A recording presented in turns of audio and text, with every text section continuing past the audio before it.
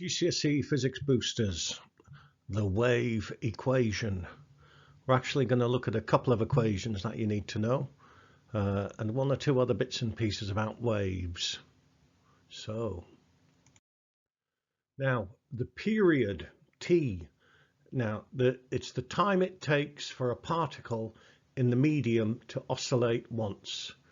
I'm going to start this animation. If you look at one of the green little balls going up and down, how long does it take that ball to go up and down once? And that's called the period. Also, if you look at the wave traveling along, how long does it take a wave to go past a point? And that is called the period of the wave. So the period is the time in seconds for a particle to oscillate, or the time it takes for a wave to pass a point is the period. Now, if 5 waves pass a point every second, then how long does it take one wave to pass that point?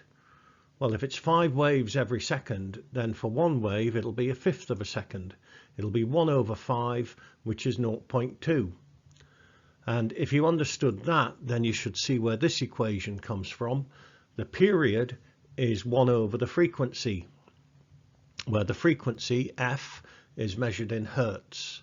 So the period is 1 over the frequency, and the frequency is 1 over the period. They are the reciprocal of each other. Yeah, t is 1 over f, f equals 1 over t. This is the wave equation, and it is v equals f lambda. V is the speed of the wave, v for velocity, and that's measured in meters per second. F is the frequency measured in hertz, and this Greek letter lambda is the wavelength measured in meters. V equals f lambda, and you need to learn this equation and be able to use it, and you might have to rearrange it as well. Here's an example. A buoy bobs up and down 3 times a second when a wave of wavelength 1.4 meters passes by. Calculate the speed of the wave. And how long does it take the buoy to oscillate once? So pen, paper, calculator, work it out. I'll show you the answer in 3, 2, 1. There we go. So V equals f lambda. The frequency is 3 because it goes up and down 3 times a second. The wavelength is 1.4, and that gives a speed of 4.2 meters per second. And then the period, t, is 1 over the frequency, so that will be 1/3 of a second, 0.3 recurring. 0.33 would do in an exam, I think. Now, how would you actually measure the speed of sound? You need to be able to describe a method to measure the speed of sound. So to measure speed, you need distance and you need time.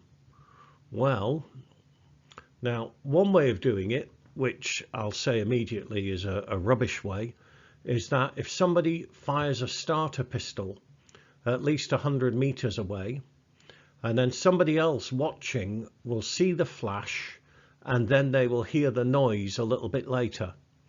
The light of the flash travels ridiculously quickly, but the sound will travel at about 330 meters per second. Now, if they can measure the time, so they know the distance and the time, then they'll be able to work out the speed. However, you are unlikely to get a very good value. So how could this method be improved? And the answer is to have a much, much bigger distance. If the distance is bigger, then the time will be bigger, and so you'll be able to measure it more accurately.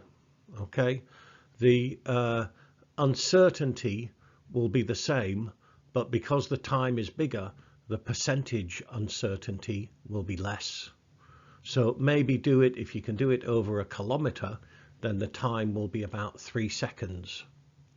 Now, there's a better way of doing it. In fact, there's several better ways of doing it. And that's basically to measure the time electronically. With this setup here, I'm using an oscilloscope. and I'm sending a signal to a loudspeaker, and then sound travels to a microphone, and that goes to the oscilloscope, and then a signal goes straight to the oscilloscope. And you can use an oscilloscope to measure the time difference. And then the time difference, if you know the distance divided by time, and this should give a pretty accurate answer for the speed of sound. And there are other methods as well.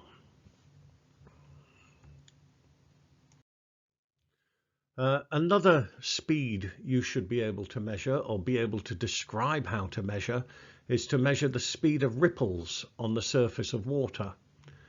This is a ripple tank. Hopefully you've seen a ripple tank being used, and this produces plane waves, and the waves travel across the ripple tank. Okay, now there's a couple of ways of getting the speed of the wave. One of them is just speed is distance divided by time. So you pick a wave front, the top of one of the waves, one of these dark lines, and you time how long it takes to travel the length of the tank, and then you do distance divided by time. Now, another way of doing it is if you know the frequency and the wavelength.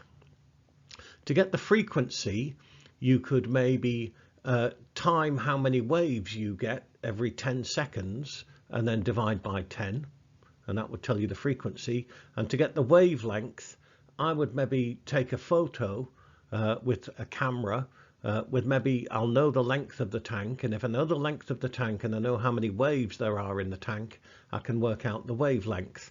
For example, here there are 10. Okay, now on the next slide there's an animation. Okay, I'm going to start the animation in a minute. I'll just talk about the two methods again.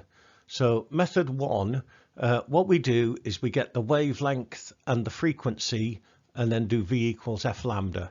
To get the wavelength, you can count how many wavelengths there are in the tank, and if you know the length of the tank, then you know the wavelength. To get the frequency, you could, on a mobile phone, you've got a stopwatch, count how many waves are produced in 10 seconds and then divide that by 10, and that will tell you the frequency in hertz. And then you can do V equals F lambda to find the velocity, the speed. And then method two is just time how long it takes one wave to travel the length of the tank, and then do speed is distance over time to find the speed. So, you can always go back, stop the video, go back, take some measurements, do each of these methods, and hopefully they will give similar answers. And that's how you would find the speed of ripples in a ripple tank. Now, one more thing I'd like to talk about in this video. There's Derek the dolphin. Now, the speed of sound in air is about 330 meters per second. The speed of sound in water is a lot faster.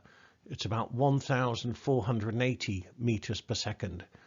This is because the water molecules are much closer together, and so they can pass on energy much more efficiently. So the wave travels through the water much quicker, because the molecules are passing the energy on to their neighbors much more efficiently because they're closer together. Now, sound travels faster in solids and liquids than it does in air. So if Derek the dolphin makes a noise, then the frequency will be the same, because the frequency is the number of waves every second. So that's not going to be different.